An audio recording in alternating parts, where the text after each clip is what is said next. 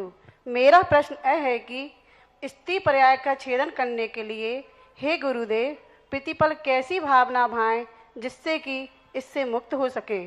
और दूसरा प्रश्न यह है कि सत्य तो सत्य है ही, लेकिन सत्य बोलने के लिए भी बहुत कुछ संघर्ष करना पड़ता है और कभी कभी ऐसी परिस्थितियां बन जाती हैं कि कभी कुछ झूठ भी बोलना पड़ता है जिसका प्रतिपल खेद बना रहता है।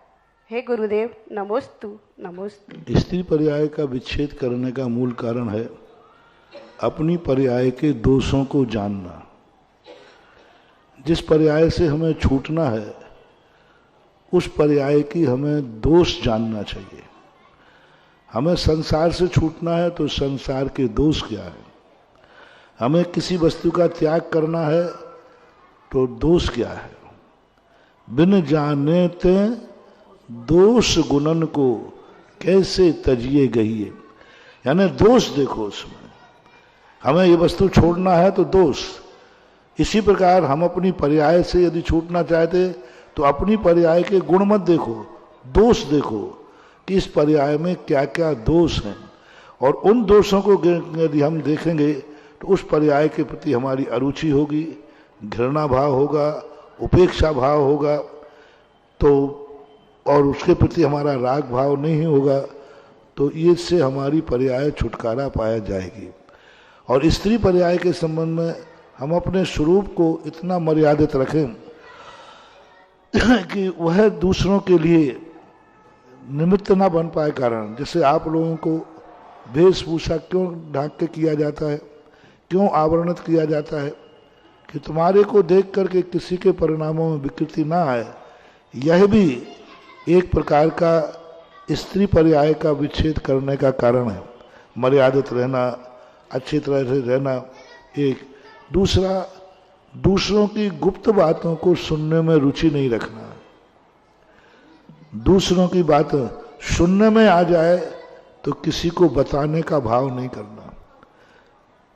स्त्रियों को सबसे बड़ा दोष किसी की बातों को जानने की जानकारी नहीं रखना। जैसे किसी के घर में क्या कमी है, क्या बुराइयां हैं, तो ये। और शरीर के प्रति श्रृंगार आदि भाव में एक मर्यादित जो एक सभ्यता है उतना करें, और एकदम इतना ना करें जो मर्यादा के प्रतिकूल हो। ऐसे कुछ कारण दिए गए हैं, और सबसे बड़ी है मायाचारी से स्त्री पर्याय की बंद होता है। जितनी सरलता सहजता आ सके उतनी लाना चाहिए। रही बात झूठ बोलने की बात में, तो झूठ बोलने में अभिप्राय देखा जाता है। आपने इसलिए झूठ बोला कि अभी बोलूंगा तो झगड़ा हो जाएगा, राग द्वेष हो जाएंगे, कसाय बढ़ जाएगी, तो वो झूठ नहीं कहलाता। अभिप्राय क्या था, सामने वाले को दुखी करने का अभिप्राय है तो बहुत बड़ा दोष है। यदि अभिप्राय दुखी करने का नहीं है बल्कि दुख से बचने का कारण है, कसाय से बचने के लिए बोला है, तो वो क्षम्य होता है। नमोस्तु गुरुदेव। और सावधान हो जाएं। आपका हो गया, एक ही प्रश्न था, दोबारा पूछ लेंगे, नाम ले लीजिए, दोबारा आएगा मौका में ले लेंगे। सावधान हो जाएं स्त्रियां, क्योंकि बहुत महत्वपूर्ण बात अभी अभी यहां पर कही गई है। आज फैशन का बड़ा शौक है, और सबसे बड़ी बात कही गई है अमर्यादित वस्त्र और अमर्यादित तरह से रहना। अगर आपको इसका शौक है तो समझ लीजिएगा आप अपने स्त्री पर्याय का छेदन नहीं कर रहे हैं, पुनः स्त्री के लिए तैयारी है। आज जिस तरह से हमारी बहन बेटियां बहुएं वस्त्रों की अमर्यादा कर रही हैं, उनके लिए यह संदेश सोचने वाला है, समझने वाला है।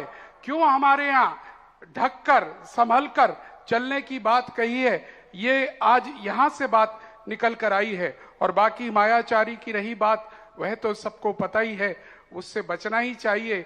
और खासकर दूसरों के घरों में जाकर अगर फटी हुई चादर हो और फाड़ने का प्रयास नहीं करना है, फटी है तो बस ढकने का प्रयास करना है।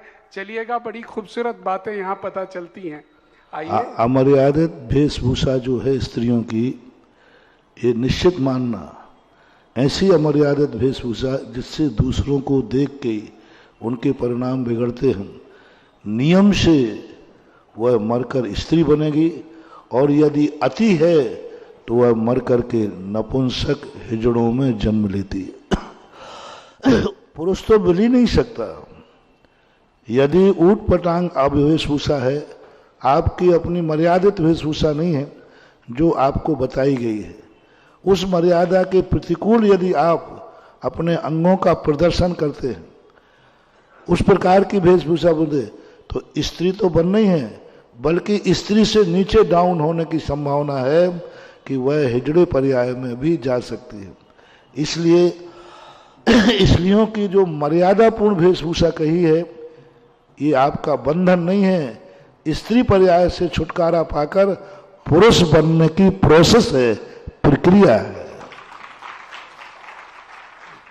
I hope all mothers, all दादीज लिसनिंग इट, सब सुन रही हैं दादी और माएं, क्योंकि पूज्य श्री के ही शब्दों में कहूंगा कि आज बच्चे इसलिए नहीं सुधर रहे हैं क्योंकि माँ और दादियां बिगड़ रही हैं। तो ये बात, ये संदेश हम बच्चों को बाद में दें, अपने घर में इस संदेश को पहले लाएं, अपने वस्त्रों में शालीनता लाएं। बड़े बड़े शहरों में रहकर भी हम शालीनता से रह सकते हैं। जब अमेरिका में, लंदन में रहकर बड़े बड़े लोग साड़ी में घूमते हैं, उन्हें सम्मान मिलता है, तो हमें भारत में क्यों दूसरों की नकल करना? आपका प्रश्न आइएगा। मानस जी। नमस्ते गुरु भगवान। मेरा नाम मानस जैन है, मैं आगरा फतेहाबाद रोड से रहने वाला हूँ।